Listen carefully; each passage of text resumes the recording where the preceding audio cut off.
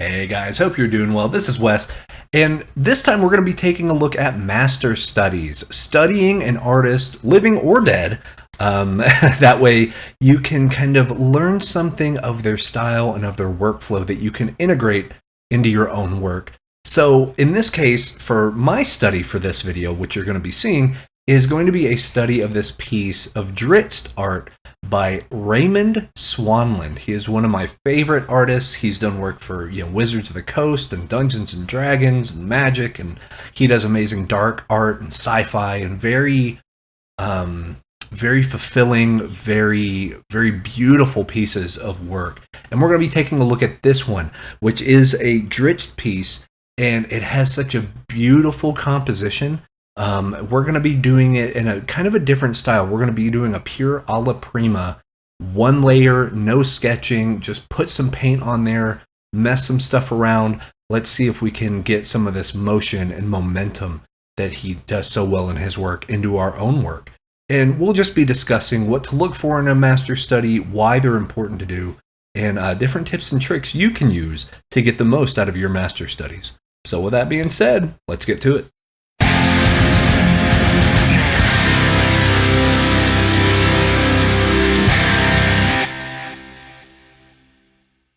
Hey gang, so yeah, we're here. We are going to be focusing on a study from one of our favorite, or one of my favorite fantasy illustrators, Raymond Swanland. He has done a ton of work. He does amazing dark sci-fi. He's done amazing fantasy stuff, especially for Wizards of the Coast. He's done some of my favorite book covers in regards to the Legend of Drizzt. And this is one of those. This is actually the full art of, I believe it's the collected stories. It's on my bookshelf too. But I remember whenever I saw this piece by Raymond, I just love the movement. He's very good at gestural movement with regards to a fantasy, illustration. And that brings a lot of energy. It brings a lot of dynamism to it because you can... I don't know, it's one of those things that there's all these tropes in fantasy art of people just with a stick looking out into a sunset, or what is that, the journeys of stick salesman or something. If you Google that, if you put stick salesman concept art trope, you'll see basically with concept art and fantasy art and things like that, a very easy thing to do is make a really lush, beautiful landscape. And then for scale, you put someone in the front, and they have a stick, because they're a traveler or a mage or something, and that's it. That's all you do. And there's a million of those. And Ray does incredible work because he gets away from that. And he's able to integrate a sense of place. So with this one, you're going to see the huge monster. I can't remember the monster type. Is it a verbeeg? Is that what that is? Maybe? I don't know. But Drizzt and Guinevere, that's how I pronounce Guinevere, by the way. I'm not sure if that's the thing about just seeing these words, these fantasy words in writing in the book. I pronounce them a certain way in my head, and then I can't really shake it. Drizzt is how I pronounce Drizzt's name, but Drizzt is supposed to be the right one, but I'm like, nah, I'm going to say Drizzt, because that sounds better to me. But anyway, coming back to this, Raymond has a great tendency to do a lot of detailed world building within his composition. So you're going to see the material that Drizzt is wearing. You're going to see the impact of the water splashes. You're going to see kind of the jagged rocks and stuff. I think I do crop this a little bit. I'm basically working in a 1920 by 1080 thumbnail. Really just making the thumbnail for this YouTube video. And kind of wanting to get the best parts of the piece. He kind of had to extend the art out, it looked like, to do the book cover to make sure it did a full smooth wraparound to where it goes on the spine and stuff like that. But basically, I'm cropping out the part that I really want to study. And that's the topic for this time, is studying from the masters. And it doesn't necessarily need to be masters such as Da Vinci or John Singer Sargent or Anders Zorn or Velasquez or any of that stuff. it can be somebody you look up to that's a contemporary artist. Now, if you're doing a study from them, be very open that you're just doing a study and what you're making is not your own. But I say go for it. There seems to be this weird thing about doing studies of artists that are currently living. And that's always weird to me because, like, yeah, if you want to understand the style and the problem solving and stuff of these other artists that are your contemporaries that are alive right now, go for it. Like, really dig in and figure out what you like about their work. And sometimes that can take a while. So for Raymond, it is that storytelling. It's the gesture. It's the energy that he has. It's very big. It's very classical in nature. Sorry if you can hear my dog's paws against the floor. She's pacing around right now. And I love that. My stuff is very stoic. And I've learned that about myself over the past year. My stuff is very, everyone's standing straight up. Everyone is looking either left or right. I might do some cool rendered poses or some dynamic camera angle, but the people themselves aren't really doing a lot. There's not a lot of action happening. And that's something I need to improve on. And I think looking at these bombastic, really well rendered, really well painted fantasy covers are a great way to go. Another one that I really, really like is Todd Lockwood, who's also done Drizzt covers and things like that for Wizards of the Coast for decades, really. And just amazing storytelling. And I love the energy that these artists can provide. Really what I like maybe the most about Ray's work is he has a very deep understanding of value, and it's something that can get kind of overshadowed. Everyone knows, and if you've watched the channel so far, you know, oh yeah, we'll do value first, and if your values are right, you can use whatever color you want. And it's easy to kind of get flippant about it. It's easy to be like, well, let's fix my values, and then my picture is going to look better.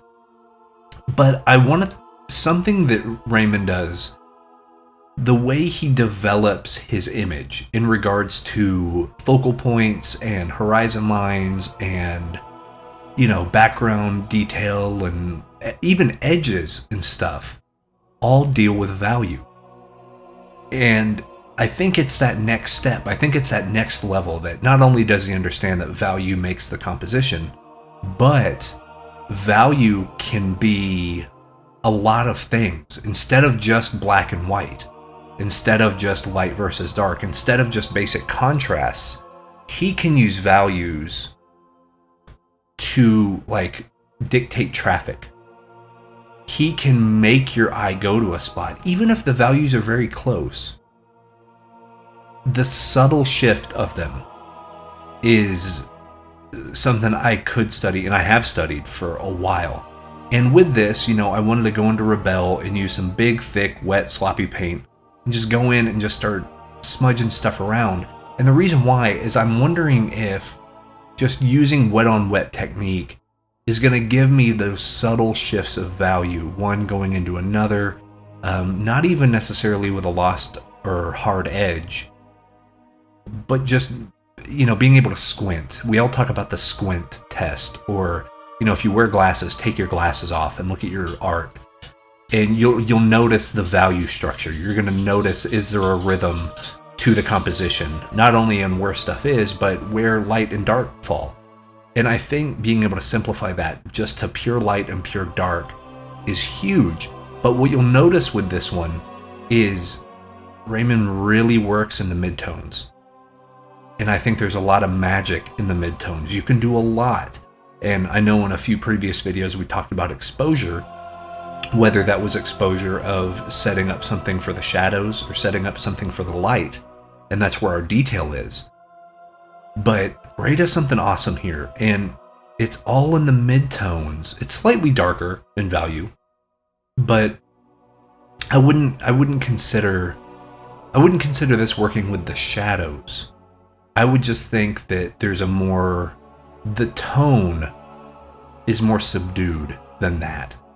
It's less it's funny because it's less like a photographer would think as far as exposure and light source and stuff like that, and more of what is a Renaissance painter thinking? What are they thinking in regards to a classical composition? So with his work, I can see tons of stuff like Cezanne and Rembrandt, and there's a lot of that kind of lighting, that really strong,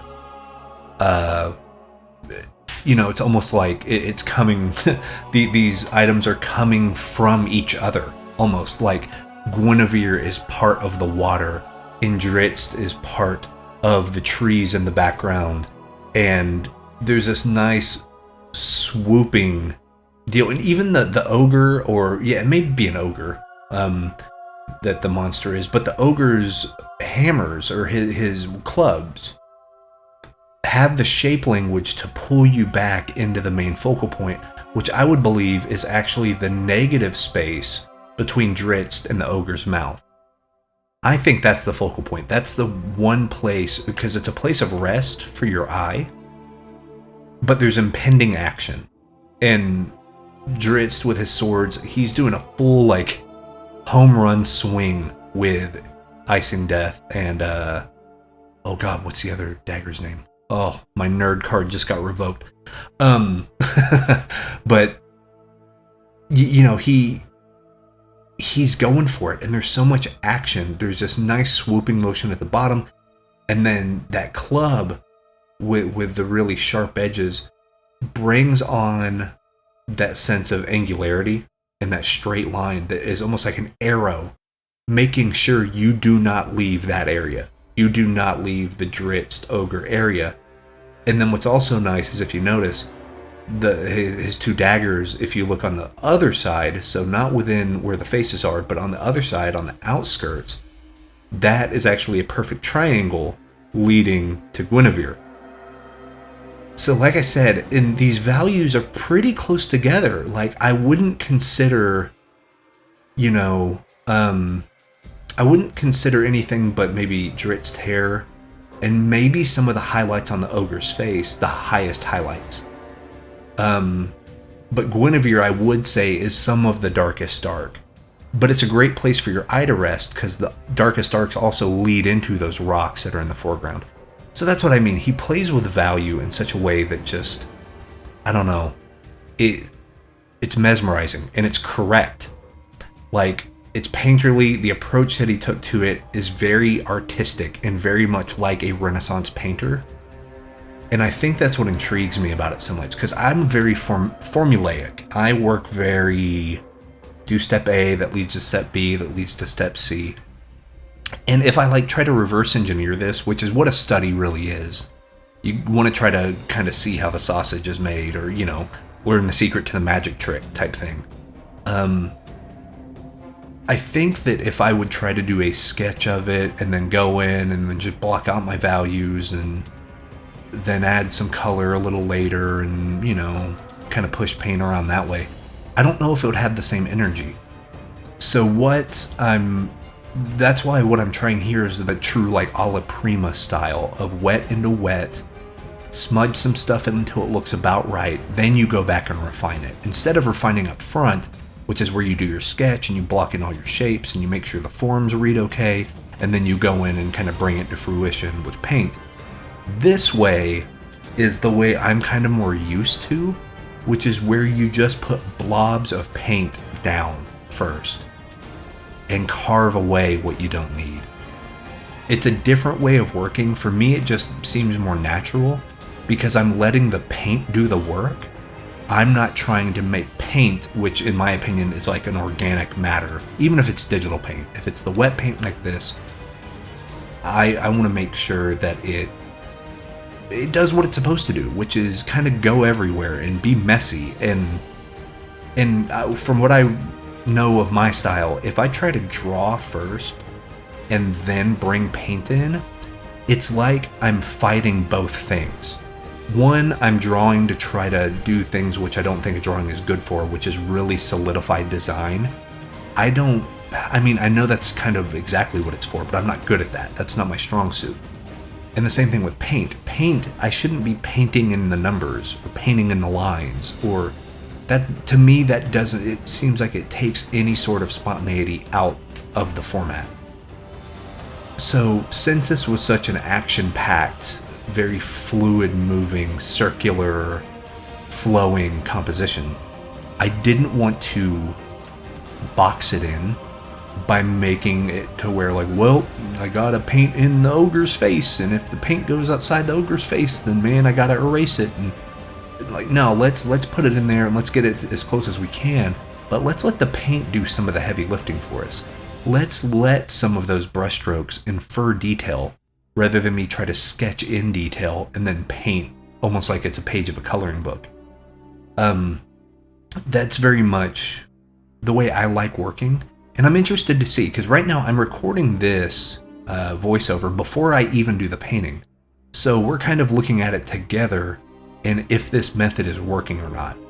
And I do love the change of values. I do love kind of, you'll notice even the soft background. It's very misty. All of that water and that mist in there is making subdued edges, especially in that little focal point between that triangle between the swords, the ogre and Drizzt's faces, and then the club that's bringing you back in. There's a lot happening there in regards to those nice soft transitions. And yeah, it's just a great piece, man. Like, I love studying pieces like this. The only problem, or not problem, but the only challenge I find is being able to integrate these lessons into my own work from imagination. I feel like I can work like this okay and have a lot of movement and things like that if my references also have good movement. But being able to create kind of that, I don't know, that sword swing from imagination, I don't think I could do it. It's weird, I don't think my mind quite works that way yet. And that's, something to train with. But like, if I were to find reference, let's say I were to want to make this exact piece. Like, let's say I had the idea, okay, it's going to be a ranger with 2 knives or 2 giant swords, daggers, fighting an ogre, and the ogre has a big club and stuff. What would my references be? Like, if I were to go look for references. And for here, I think it would be maybe like a softball player. Because this does look like a baseball swing. Like softball, baseball, that sort of deep weight distribution on the hips sort of swing to get that momentum. And then maybe with the ogre, I might look at some pictures of like professional wrestling. Because that big, like, raw, like, gauntlet of a person, or of a creature, you want somebody that has that. So you look at someone like a Goldberg or a Brock Lesnar, or even go back to the 80s with like Ultimate Warrior, British Bulldog. You look at these guys that super jacked people just screaming, man, screaming. But maybe that's that energy that you want, and trying to find those facial features, and how are the muscles being utilized, and then water, just any sort of tsunami, hurricane type stuff you can really get away with. But I love doing these studies. I learn so much every time I do a study like this, simply because my mind has to work. You're not doing a blank copy. If you're just doing a copy, that's fine, but know that's what you're doing. Be aware that, hey, I want to copy this brushstroke for brushstroke just to see if I can do it. That's fine. That's a very valid way to study. However, with this, I'm more interested in the gesture. So even if my poses aren't quite right, even if the proportions aren't quite right, if it's not matching Ray's work directly, that's still okay. Because my main thing is I want that beautiful swooping motion, that kind of true fantasy illustration of adventure and, a fight happening. I want that energy. So, I mean, just some quick tips on doing studies. Know what you're studying. Don't just, I'm going to study this because someone told me to study it and it seems like a good idea. That's not going to get you very far, and you're not going to stay invested. But if you're looking at a study for like color control, or brushstrokes, or composition, or mood, building an ambience. Like if you just look at a piece and you're like, wow, how did they get so much detail? Study the detail. And you're gonna go further because you're gonna start asking questions and then also getting the answers during the same session. And that builds confidence. That's what all of this is about. You're building confidence, you're understanding that it is possible, someone else has done it, now you have looked and you have studied, now you can do it. And then you move forward into your own work in a way that that you can be proud of. But that's my time this time. I hope you guys dug this. It's a little different. I know I've been doing some software exclusive stuff like my Krita thing and Corel Painter, and we're going to do some more of those, maybe another Rebel video, Paintstorm Studio, things like that. But I wanted to have just a topic and kind of pick your brain on what do you like to study? Whenever you're feeling in a funk or you're just not feeling it as an artist, what do you go back and look at either for inspiration, or what do you go back and study to kind of refuel, to pour that gasoline in the gas tank to try to get you going again? But that's my time. Definitely leave a comment. I'd love to know what you think. But yeah, hit me up on social, all that stuff. You guys know where to find me. Thank you so much for all the support. It's been a pleasure talking with you all, and we will see you guys next time.